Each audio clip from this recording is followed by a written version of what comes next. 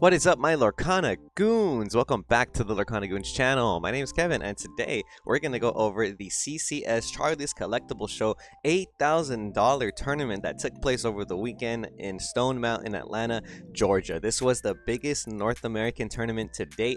I almost wanted to fly out there myself, but man, I do a little bit too much of an investment for me personally. But this tournament consisted of more than 200 players, 226 to be exact, and we have the top 8 breakdown here for you today. But real quick, I do just want to go over some information about the tournament and say like, comment, and subscribe if you are a Lorcana goon, if you like this content, because it does support the channel. But if you don't know Charlie's Collectible Show, I say you make sure you head on over there whenever you can, because they do a lot of Lorcana events, a lot of card game events in general, and I know you can pick up a lot of collectibles there. It looks like a pretty cool spot. I've never been there myself, but this tournament was huge. It had a bunch of stuff other than just like the main tournaments at play. So if you're a overall Lorcana fan or collector, you could have met some of the Lorcana artists like Jared Nickrell right here, who has designed these cards right here, or as well as Amber Como Vangosa, who had designed some of these cards as well, and they were doing card signings on both days and meet and greets, so that was really cool.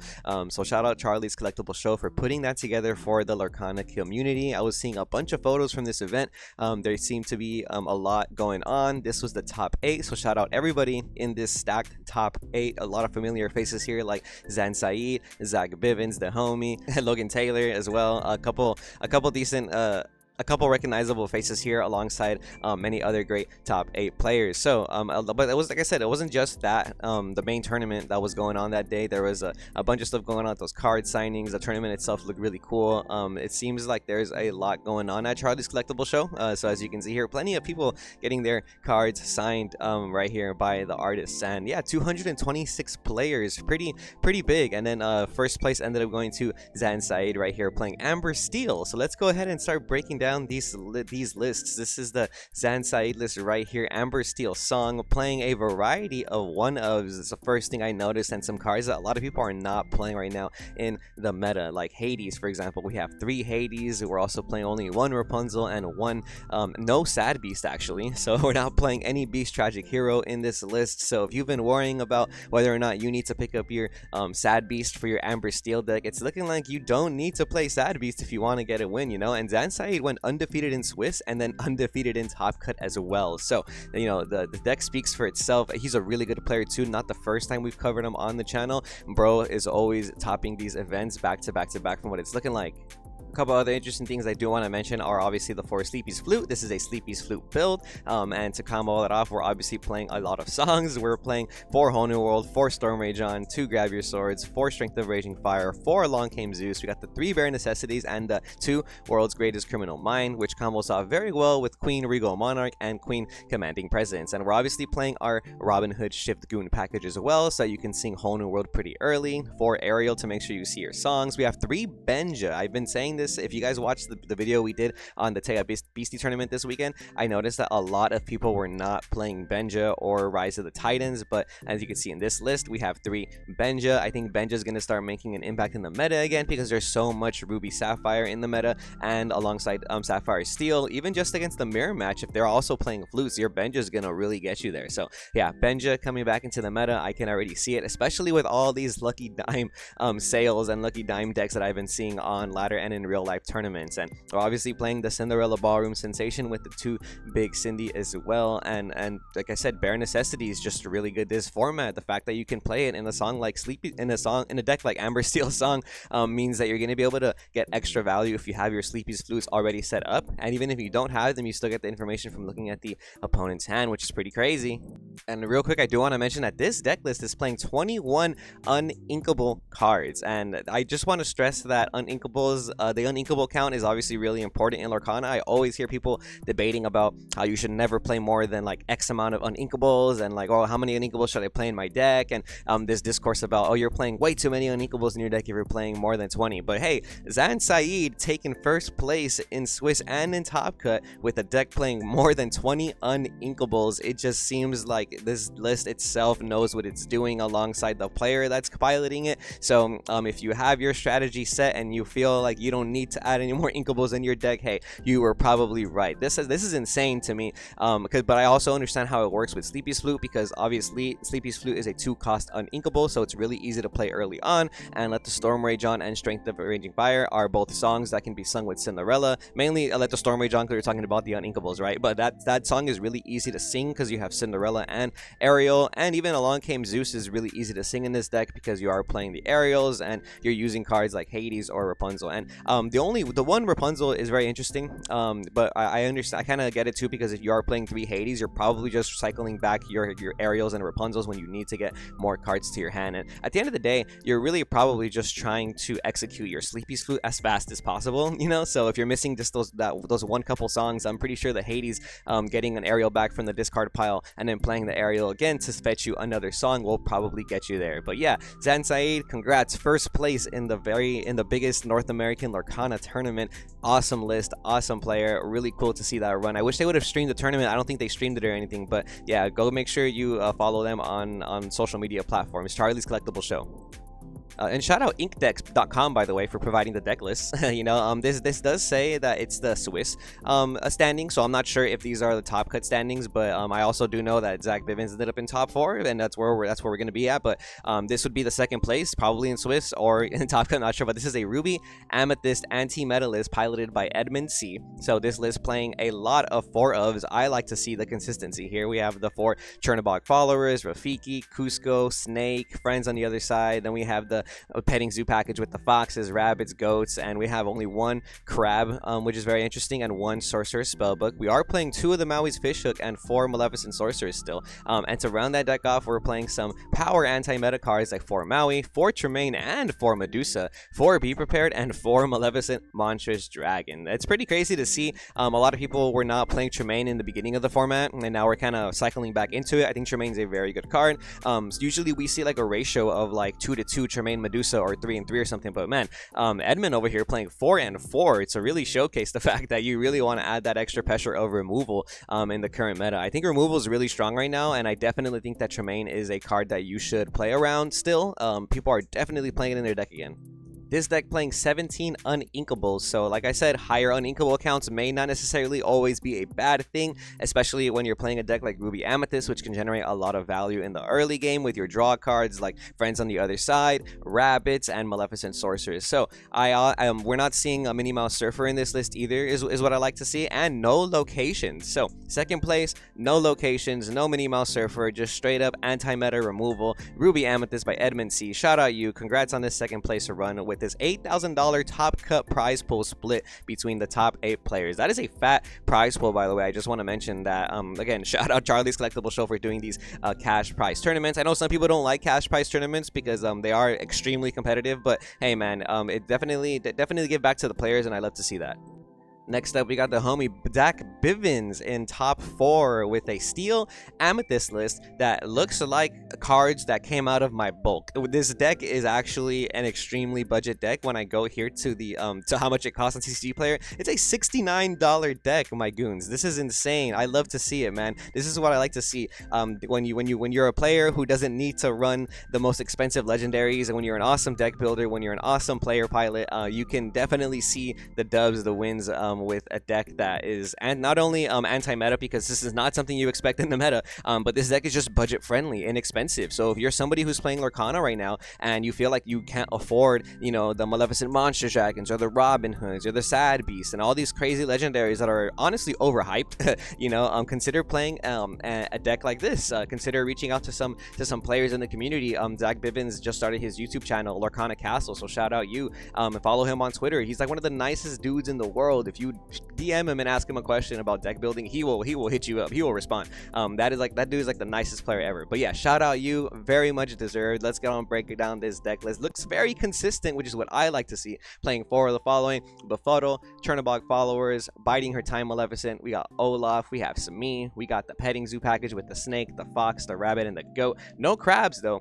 but we got 4 of all of those. And then we have the Maleficent Sorcerers. We got 4 Strength of a Raging Fire, 4 Prince Never Gives Up, and last but not least, we're playing 3 Hercules, and we have 2 Arthur and 3 friends on the other side with the 1 spellbook to round off that deck. Now, real quick, I do want to mention that the whole point of this deck is to be able to obviously have a nice curve in the beginning with either opening up with the followers, Maleficent, or the Olaf. You start questing. If you can take advantage of your snake or add some pressure with Smee quest for 2, that's just insane to me. You know what I mean? Smee is almost like a better version of Snake because he's still a 2/3/3 body, but he'll quest for 2, which is actually kind of wild. And then you obviously want to follow up by playing a card like Pinocchio Star Attraction. And if you can play a bodyguard character after that, like Hercules or Prince Never Gives Up, then you're going to be able to protect your Pinocchio or your Maleficent your turns 1 and 2.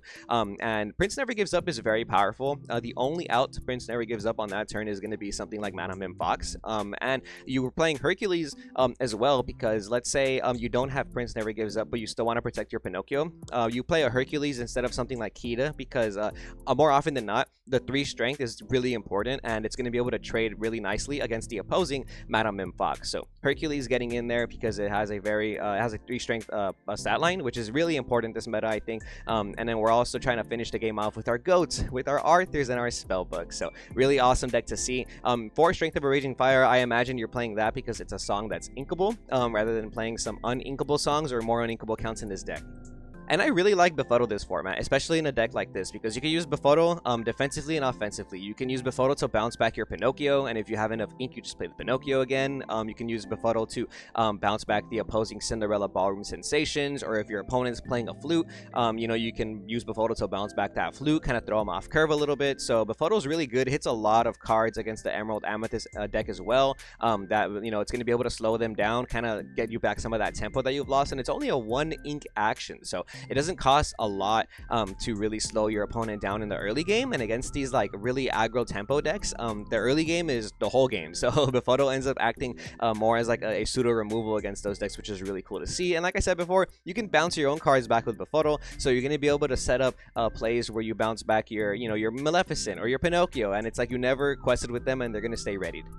Next up, we have another Amber Steel list. This one not playing flute. It's an Amber Steel song list that looks a little bit more with like more mid-range in my opinion. But we are playing some cool cards that we haven't seen since the first chapter, like 3 Lantern, and we're also playing the 2 Surfer Stitch. So I feel like a lot of people stopped playing Surfer Stitch, or people stopped playing the Amber Steel list like this. But shout out Christian K for getting top 4 with this Amber Steel list. We have 4 of the following: Cinderella Ballroom Sensation, we have the Robin Hood Goons, we got the Stitch Goons, and then we have a bunch of other 4-ofs like Whole New World, Sad Beast, and Robin Hood Champion of Sherwood. And then we're also playing some cool cards like Bare Necessities. We have the 3 Rapunzel, 2 Along Came Zeus, 3 Strength of a Raging Fire, 3 Storm Rage On, 3 Rockstar Stitch. I like that they included the new Rockstar Stitch promo, by the way. Giant Tinkerbell at 3, and Giant Cindy at 3, which is cool, and 3 Grab Your Swords. So I noticed people aren't really playing 4 Grab Your Swords anymore, but I am starting to see people bump up Grab Your Swords to at least 3. Usually people were playing like 2 in the beginning of the format, and I think 3 is a very solid number. And we're playing 1 copy of Chernabog. Chernabog probably just going to be like a game closer. Going to be able to play Chernabog turns early, and probably shuffle in some characters back into your deck that you might want to see again later, like maybe more Sad Beast or some Surfer Stitches if the game starts prolonging that far in. But yeah, Amber Steel song still really powerful. I like this list in general, and the Sleepy Sleuth list is really good too. I just personally like the idea of playing Surfer Stitch. I think Surfer Stitch is slept on. Surfer Stitch is like one of my favorite cards in the game. The 7/4/8 body is kind of crazy. The fact that it has 4 strength means that it's not going to lose to Madame Medusa. It also doesn't lose to World's Greatest Criminal Mind, because it's only 4 strength. And I get the feeling people are going to start playing World's Greatest Criminal Mind again, because a lot of people are really on the Ruby Sapphire or this Ruby Amethyst control deck that plays a lot of heavy hitters. And the best combo in the game is honestly like Stitch New Dog, Lantern, and then Rockstar Stitch early. And now the 1-drops that you're playing are all not only shiftable targets, but Cinderella Ballroom Sensation is just a very powerful 1-drop because it has that extra ability to be able to let you sing songs earlier. And then the Robin Hood Goons is a nice 1-drop because it does have a 2-strength body, and it's going to be able to shift later on in the game if you draw into a Robin Hood Champion of Sherwood if you're playing it off of your Rockstar Stitch. But not that many 2-drops outside of just Lantern and Bare Necessities, but you can tell that this deck is very consistent because it got into top 4. And I like the way this deck plays. Personally, I like Amber Steel a lot. I think it's a very strong contender in the format. I would say even more so than last format, because cards like Bare Necessities not only are going to snipe cards like Be Prepared from the opposing hand, but you're just going to be able to get that information and look at your opponent's hand and know what to play around. Now in top 8, I hate to do it to you guys, but we have a gang of Ruby Amethyst in top 8. And I also want to mention that in real life tournaments, it almost feels like a lot of people are still playing Ruby Amethyst, because not only is it one of the cheaper decks, but a lot of players still have that deck from last format. So there's almost no reason to make an entirely different deck when you could just update this one, compared to something like a Pixelborn tournament where all the cards are free and you can pretty much play whatever the heck you want, you know. So there is going to be probably more of a diversity in the metagame top cut for some of these Pixelborn tournaments online where the cards are free, as opposed to these in real life tournaments where, you know, if you want to build a steel deck, you're most likely going to be wanting to play 4 Sad Beasts, and that might be out of the budget for a lot of players. So no hate to anybody who's playing Ruby Amethyst. I'm still playing Ruby Amethyst for the most part. I have all those cards because they're just cheap. You know, I haven't switched over to any steel decks because I just refuse to buy some of these expensive steel or emerald cards. So I don't blame people for playing Ruby Amethyst right now in this format. But congrats to James Miller getting top 8 at the Charlie's Collectible Show, $8,000 tournament. You know, so check out this list. Fairly interesting, playing some interesting cards. We are seeing the Chernobog followers, some Pascals in there. That's kind of nice. And Rafikis as our 1-drop. So we're playing 10 1-drops in this list. Okay, for Cusco, then we have the 2 Pinocchio, which I think is a very solid card. I'm surprised that we didn't see Pinocchio in Edmund's list, but okay, we have 2 Pinocchio in this list. We're playing 1 copy of Ursula's Cauldron. Wow, that's really interesting. Normally I don't really see Ursula's Cauldron. Haven't seen this card since the first chapter, actually. So if you're new to Lorcana and you don't know what this card does, it's an item that doesn't have any cost after you play it. You just exert it, and you can look at the top 2 cards of your deck and put one to the top and put one to the bottom. So it basically lets you control your draw, which is really nice, and it's pretty good in a deck like this because sometimes you really just need to see that go. You really just need to see that one inkable card. So I can see why you're playing. I like it, and we're only playing 1 Maui's Fishhook, so it's probably what you're playing over the second Maui's Fishhook, right? Then we have the Petting Zoo package. We got Snake, Fox, Rabbits, and Goats with 2 Crabs. And we have the 4 Friends on the other side, 4 Maleficent Sorceress. We're still playing Minnie Mouse Surfer in this list at 4. Fairly interesting. And look, another shout out from the first chapter. We have Sorcerer's Spellbook. Oh, that's actually from Rise of the Floodborn. Oops. From Rise of the Floodborn. We have the Sorcerer's Spellbook played at 1. I've been seeing a lot of people pick this card back up instead of playing the Queen's Castle location. At first, I would think that this card is a little like lesser than the Queen's Castle, but I guess a lot of people are definitely playing Maui-based decks, so it's a little harder to keep that Queen's Castle alive, especially in the mirror match, because Queen's Castle will lose out to something like Madame M Fox with a crab, or even Goat with a fish hook. Any of those combination of cards that are gonna pump up your characters are gonna be able to clear Queen's Castle, whereas the Sorcerer's Spellbook in the mirror match, it's just gonna sit there. The Ruby Amethyst plays no item removal because there's no item removal in that color combination. So when you have Sorcerer's Spellbook in the mirror match, it's more than likely never gonna leave. It's actually never gonna leave, you know, and it might actually win you the game because you're gonna be able to gain that lore every single turn, right? As opposed to a location-based Ruby Amethyst list, it's going to be really susceptible to a card like Maui or Fishhook plus another combination of cards. But we are playing some extra removal, but nothing too crazy after the Madame Medusa. We're only playing 1 Madame Medusa and 4 Yzma Scary Beyond Reason, and only 2 Be Prepared. Only 2 Be Prepared. That sounds outrageous to me. Very, in my opinion, I just think like Be Prepared is like the best card ever printed in Lorcana outside of like Merlin Rabbit. So to see somebody playing 2, but I understand it too, because there was a point in time or in the beginning of the format where I was talking to my homie, Zach, and I was telling him maybe we just don't play Be Prepared at all because it's dead in the hand sometimes, and so many times people are using Ursula to snipe it out of my hand or Bare Necessities, and it's just hard to let it resolve. Fairly interesting deck list, probably focusing a little bit more on that early game tempo with that early game aggression, because you are using Pascal, Chernobog followers, and Rafikis. You have so many 1-drops, so I imagine you really want to make sure you open up a 1 and 2 drop. And the 4 Cuscos, I love Cusco. Cusco's like my favorite card in this deck, so I am also playing 4 Cusco. I love it in combination with Crab and Fish Hooks and cards like that, even Pinocchio. So pretty good deck, pretty awesome to see. I feel a little validated because there's only 2 Be Prepared here, and I knew there was a reason why I didn't want to play Be Prepared this format or even cut it so low. So congrats to you, James Miller, for getting top 8 in this awesome tournament. We have another Ruby Amethyst list though coming up. This one playing much more removal. We have the 4 Rafikis, the Olafs. We're also playing the snakes, the goats, the rabbits, etc. And then we have 2 Pinocchios in this list. It looks like a staple now. We are playing 1 Dragonfire, which is a little different. And then we're playing 3 Queen's Castle. And look, a combination of Lady Tremaine and Madame Medusa. So we're playing 3 Medusa, 1 Tremaine. I'm starting to see Tremaine back in the format, which is pretty cool to see. Yzma, Scary Beyond Reason. We're only playing 1 of those, so it's looking like we want to make sure that we have some extra removal, and we're playing the 3 Maleficent Monstrous Dragons, and this one's playing 4 Be Prepared. So we are seeing more removal being added into the Ruby Amethyst lists in these top cut, like that Dragonfire or the Yzma, like I mentioned. People were heavily relying on like 4 Medusa, and we just completely took out Tremaine and Yzma, but this week, in the last couple weeks, it's looking like these are coming back into style. Rafiki plus Pinocchio combos are just too good, so I feel like that's like and going to be in almost every single Ruby Amethyst list that we see in the future. And look, there's also 1 spellbook in this list, so we're not playing 4 Queen's Castle, we're playing 3 Castle, 1 spellbook. So spellbook, like I said, being good in the mirror match, and Queen's Castle being a little bit more susceptible in the mirror match. But pretty cool list. Shout out George GG for getting top 8 at this huge tournament. Shout out you again. And next up we have Ryan Greb getting a top 8 with Ruby Amethyst as well. With this list looks a little interesting to me. It is playing some locations that we haven't seen in a minute. We are playing the 3 Jimbo Hawkins with the 4 Queen's Castle and the 2 RLS Legacy, and then we're also playing 2 Teeth and Ambitions. That's the first we haven't seen in a cool minute.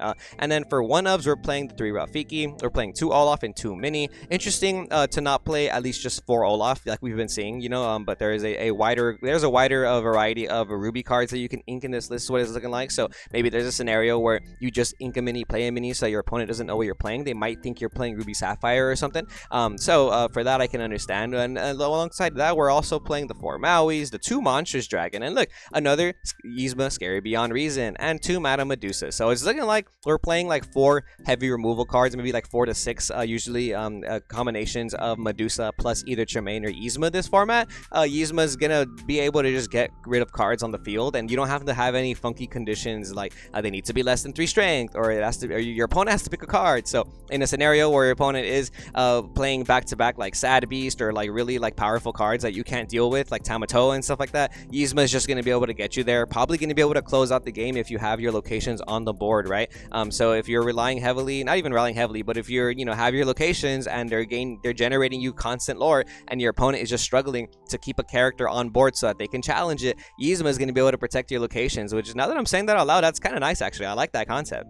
But shout out you, Ryan Greb, for this awesome top 8 list, looking a little bit different than some of the other Ruby Amethyst lists that we've been seeing today. I like the combination of locations. Locations don't seem to be doing as much as we wanted them to do in these last couple of weeks, but we are still seeing some success in these top cut tournaments with the Jim Hawkins combination. I think Jim Hawkins is really good, but in the mirror match, and I've seen it happen, and we even did a video on it at the finals of our Enchanted tournament. Go watch it. We've seen how fragile some of the locations can be against the opposing fish hooks and crab combinations with cards. So it's pretty crazy to see how locations were super hyped in the first 2 weeks, and it's starting to calm down a little bit, but I'm really glad that some players are still seeing success with it. So if you are still playing this version of Ruby Amethyst, you know, don't doubt yourself, you can still see some dubs. Next up, we have another Ruby Amethyst list by Logan Taylor. Shout out you, and shout out Manticore and Team Labyrinth, because I know you guys are all part of the same crew.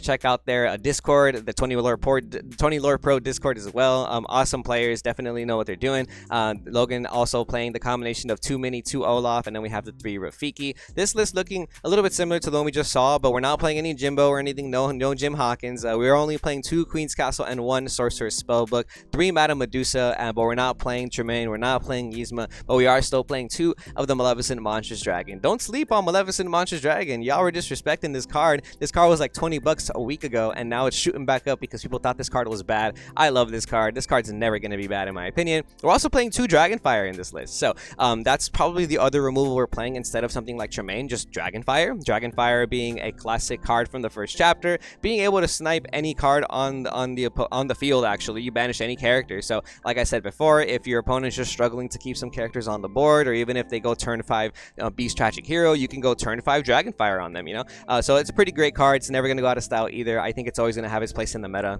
So shout out Logan Taylor for getting top 8 with this list. Maui's Fishhook is also like a staple now. You know, everybody's playing Maui's Fishhook, so you guys also have to take that into consideration when you're playing locations, because it's always going to give value. The other day I was playing, and I'm playing Ruby Sapphire, and I set up a Maui's Fishhook, and the first thing my opponent does is Rise of the Titans, and I'm like, oh my goodness, he knows how good this card is, you know. And when they know how good a card is, they're going to eliminate it. So I think Maui's Fishhook is a very, very powerful card. It gets so much value in any deck that it's played in.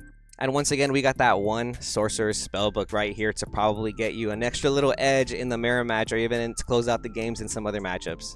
especially in a deck like this that just plays goats. Goats are just insane. Goats and rabbits are just so good, and in my opinion, like I really feel like the goats in Ruby Amethyst are still like securing so many wins for people. A lot of times, like you really just can't play around it. So awesome deck. Ruby Amethyst not going anywhere. Plenty of Ruby Amethyst in this top 8 cut, but we have a top 16 list that I want to go over. This is an extra little freebie for you guys. This is going to be the top 16 list, Colby's Dime by Colby. Shout out you for getting top 16 with Ruby Amethyst. This was one of the lists that stood out to me in the post top 8 cut that I thought was pretty cool, because I see a lot of Ruby Sapphire. Sorry, not Ruby Amethyst. I see a lot of Ruby Sapphire on the meta right now, and we saw a gang of them in the Tega Beastie top tournament. So I just want to go over this list real quick. Looks pretty cool, and we are playing 4 Maleficent Monster Dragon, Tamatoa, Gaston, Maui, Flavor Sham. We have 4 of the Grandma Tala, the Keeper of Ancient Secrets. I like this card. This card is like a develop your brain with legs, and it's kind of cool. We have the develop your brains at 4 to get some consistency. Our ramp consists of 3 grandmas, 4 jump aheads, and 4 fishbone quill, and we're playing 4 Queen of Hearts. Queen of Hearts is really powerful in this deck right now too. It's going to give you a lot of value against opposing aggro decks, especially opposing Emerald Amethyst decks, you know what I mean? And we're all playing Judy Hopps at 2. I'm probably going to bump up Judy Hopps to 4, bro, because everybody's playing items right now. And then we have the 2 fish hooks, 4 Be Prepared, because it's Be Prepared. Madame Medusa only at 1. Very interesting, only at 1. I'm personally playing way more combinations for this removal, but you know, I think at the end of the day, you have a lot of removal in this deck with the Maleficent Monsters Dragons and whatnot, so maybe you don't need that much, and Be Prepared. And we're also playing 2 Scar Vicious Cheater, which is a card that I've been seeing a lot in Ruby Sapphire. It gets a lot of value, and it actually helps you clear a lot of locations, especially if you already have a Maui's Fish Hook set up or something. You're going to be able to clear any location in the game. And speaking of Maui's Fish Hook, we have the Maui's Fish Hook Maui combo, obviously. It's going to give you so much value in a deck like this. And last but not least, 3 Lucky Dime, which is the reason why I wanted to talk about this deck. Lucky Dime seeing a lot of play in the recent meta, in Sapphire Steel, in Sapphire Ruby, and whatnot. And yeah, it just seems like it's doing a lot in the meta. So there's a reason why this card price has shot up overnight. And it might be a little hyped. I feel like personally, when people start playing more Benjas and Rise of the Titans, the card becomes a lot less good. But as of right now, this card definitely gets a lot of value. Being able to play a Gaston and then tap extra 2 ink just so you can gain the 3 lore the same turn you play the Gaston is actually insane. And I've been seeing people play it with Belle, Strange but Special as well, to be able to gain that 5 lore the turn she's played. So Lucky Dime, don't sleep on that card. If you have Lucky Dimes, check the price on TCG Player. You're going to be really surprised today. But that is going to be all going over the top 8 and this top 16 list from the Charlie's Collectible Show that happened in Atlanta, Georgia. Shout out Zanside for getting first place. Shout out all these awesome top 8 players for doing what you do, for showcasing how Lorcana is in the community, how you can be an awesome player in this community. In general, I do feel like, yeah, luck is a huge part of TCGs, but a lot of these players consistently get tops and end up in these first place lists. So shout out you guys for showcasing the true skill in card games. I love to see it, man. And once again, Charlie's Collectible Show, go follow their Facebook, go follow their social medias. If you guys are in the Atlanta or Georgia area, be sure to check them out. It seems to be an awesome place to play Lorcana or to do some tournaments. But yeah, I cannot wait to see what other tournaments are going to happen throughout this format, and to see who's going to win this set championships. Let me know what you guys think of the meta and the future meta of what's to come. But until then, remember to stay tuned to Lorcana Goons, and we'll see you goons next time.